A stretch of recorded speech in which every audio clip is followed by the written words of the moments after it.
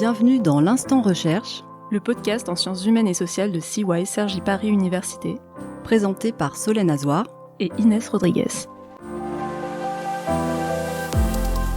C'est une thèse sur un sujet d'actualité. Comment ces trois écrivains ont présenté l'islam dans leur roman, que ce soit d'une manière implicite ou explicite. Pour cet épisode, nous avons le plaisir de recevoir Nouran Fahim, docteur en littérature comparée, qui vient de terminer une thèse sur trois écrivains, franco-tunisiens, franco-libanais et égyptiens, intitulée Abdelwahab Medeb, Amin Maalouf et Gamal Ghitani face au mysticisme arabo-musulman. Dans le cadre de ses recherches, Nouran Fahim a relevé la position particulière de chaque écrivain dans son attachement au mysticisme musulman. Amin Maalouf est chrétien, Abdelwahab Medeb est athée, tandis que Gamal Ghitani est musulman pratiquant. Dès lors, cette diversité pose question. Quel sera leur point de vue sur le mysticisme, entre respect, critique et imagination ? Pourquoi un non-religieux ou un laïc parle-t-il de mysticisme ? Afin d'étudier cet usage paradoxal du mysticisme, Nouran Fahim a choisi de s'appuyer sur les ouvrages Léon l'Africain et Sarkhamande de Maalouf, ainsi que sur ses livrets d'opéra. De Medeb, elle a choisi Talismano, Fantasia et Aya dans les villes. Elle a comparé ses œuvres francophones à une œuvre arabophone, en se fondant en particulier sur le livre des Illuminations de Gamal Ghitani. Bonjour Nouran. Bonjour. Merci d'avoir accepté notre invitation. Si tu devais expliquer ta thèse en quelques mots, qu'est-ce que ce serait ? Je peux dire en quelques mots que c'est une thèse sur un sujet d'actualité. Comment ces trois écrivains ont présenté l'islam dans leur roman, que ce soit d'une manière implicite ou explicite. Medeb est un écrivain athée, Maalouf est un écrivain chrétien, et Gamal Ghitani est un écrivain musulman. Trois écrivains qui ont cité le Coran, la Bible, comment ils peuvent présenter l'islam dans leur roman. Est-ce que ça sera un regard critique ou ils vont valoriser certains aspects dans cette croyance? C'est un sujet qui peut intéresser des lecteurs. Comment ils vont voir l'islam d'une autre vision. Et comment tu en es arrivé à ce sujet très pointu ? Est-ce que c'est au cours de ta formation en master ? Je peux parler très brièvement de mon parcours universitaire. En 2014, j'ai commencé mon master en lettres modernes à l'université d'Aix-Marseille et en rédigeant un mémoire secondaire sur Medeb, j'ai eu l'idée de parler du soufisme. Le soufisme, c'est un courant mystique de l'islam. J'ai découvert effectivement l'écrivain franco-tunisien et en faisant un autre master art culturel arabe et camito-sémitique aussi à l'université d'Aix-Marseille, j'ai découvert Gamal Ghitani.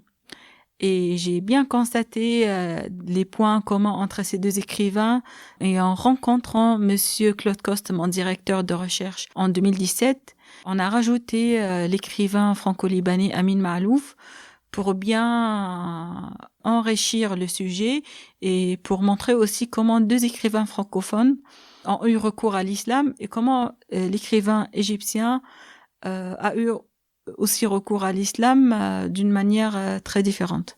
Donc, c'était à partir vraiment de mes recherches pendant mes années de master.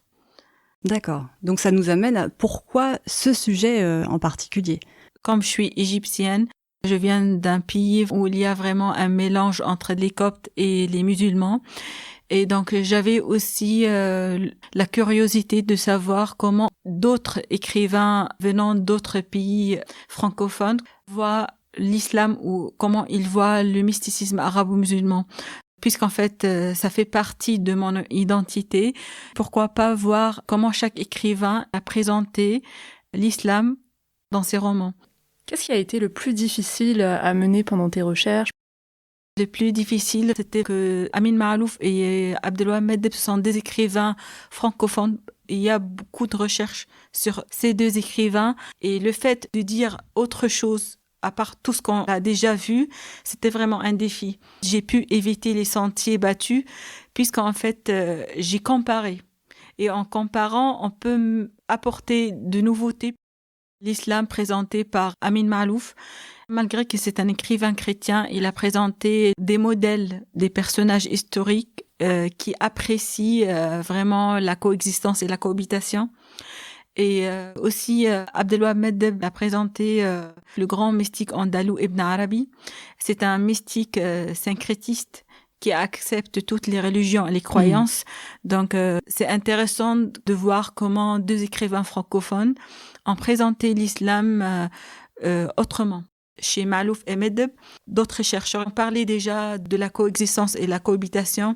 Ils ont présenté comment Maalouf et Meddeb parlent de l'identité collective et même de l'identité en général.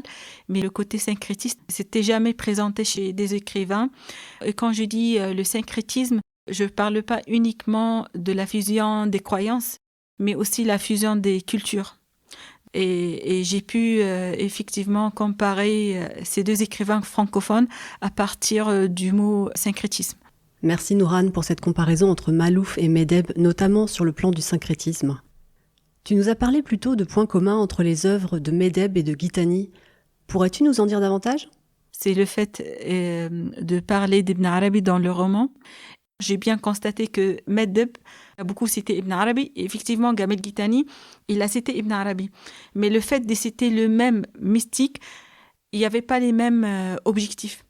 En effet, pendant un séminaire sur l'héritage spirituel auquel tu as participé, et dont nous donnerons les références en description, tu as évoqué le recours au soufisme d'Ibn Arabi chez Meddeb et Guittani, dans leurs romans respectifs Fantasia et le livre des Illuminations. Tu as alors précisé que leur manière de lire et d'exploiter la pensée de ce philosophe diffère. Meddeb étant athée, sa lecture est critique et prend des distances par rapport au texte coranique, tandis que Guittani fait l'éloge de la religion musulmane et de son aspect spirituel. Voir comment Ibn Arabi est présenté chez l'écrivain franco-tunisien, comment Ibn Arabi est présenté chez un écrivain arabophone musulman, c'était très intéressant, surtout parce que les deux écrivains se sont basés sur le même ouvrage et le même style. Donc, le style d'écriture, on peut dire que c'est une réécriture de l'ouvrage akbarien. Et j'ai regardé chez l'écrivain arabophone et Meddeb, le fait de parler de ce grand mystique andalou Ibn Arabi, ça m'a donné l'envie de chercher pourquoi ils ont choisi ce grand mystique andalou et de présenter comment sa pensée était une pensée tolérante. Toujours pendant ce séminaire consacré à l'héritage spirituel, tu es revenu sur les raisons personnelles qui ont poussé Meddeb et Guittani à se tourner vers la pensée soufiste d'Ibn Arabi. Meddeb, de son côté, est tourmenté par les événements du 11 septembre et la montée de la pensée islamique radicale. Pour Gamal Guittani, c'est surtout la mort de son père qui a donné naissance chez lui à un questionnement existentiel. D'autres facteurs viennent s'ajouter, comme le contexte politique troublé, la guerre contre Israël, son emprisonnement par le président Gamal Abdel Nasser et la situation socio-économique difficile dans laquelle se trouve son pays du temps d'Anwar el-Sadat. Dès lors, leurs points de vue diffèrent sur le plan politique ? L'écrivain égyptien, quand il a parlé de la politique, il a présenté d'une manière très fermée. En parlant, par exemple, de l'accord de Camp David, il a salué l'assassin du président Sadat, alors que Meddeb, il a parlé aussi de l'assassinat de Sadat, mais il a présenté l'assassin comme un vrai meurtre. Donc, le fait de parler des mêmes événements et des mêmes faits réels et comment chaque écrivain a pu voir l'accord ou l'événement ou ce fait réel différemment. Donc, vraiment, c'était intéressant de voir des écrivains avec un esprit très ouvert et un écrivain, on peut dire, nationaliste, musulman, croyant, pratiquant.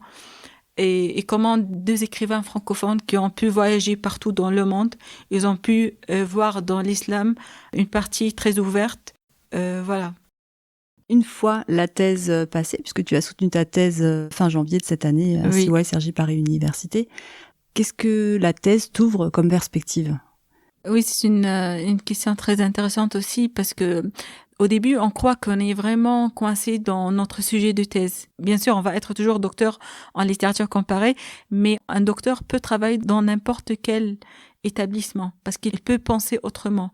La recherche nous aide à apporter de nouveautés dans n'importe quel domaine. Donc, que ce soit... Ça développe un regard spécifique. Très ouvert. Une curiosité intellectuelle. Une curiosité Si je parle personnellement de ce que je vais faire ou ce que je pense faire après ma thèse, ça m'intéresse toujours de continuer dans la carrière académique. J'aimerais bien toujours enseigner, mais aussi je peux travailler sur d'autres projets. Et comme je l'ai déjà fait ici à l'Université de Cergy, durant mes années de thèse, j'ai travaillé sur un sujet qui n'a rien à voir avec mon sujet de thèse, le projet de la signalétique urbaine dans l'agglomération de Cergy. Et j'ai pu participer à ce projet-là avec Utopia. Petite précision à vous apporter lors du montage de cet épisode. Utopia est l'alliance de 10 universités européennes et 6 universités hors Europe, dont fait partie CY Cergy Paris Université. J'ai pu regarder autrement les choses et notre pensée tout au long des années de la préparation de thèse se développe. J'apprécie comment la recherche a changé implicitement ma pensée. Merci beaucoup Nourane. Merci Solène, merci Inès. C'était l'Instant Recherche. Merci de nous avoir écoutés. Si notre podcast vous a plu, n'hésitez pas à vous abonner, à laisser un commentaire et à en parler autour de vous. À très bientôt pour un nouvel épisode.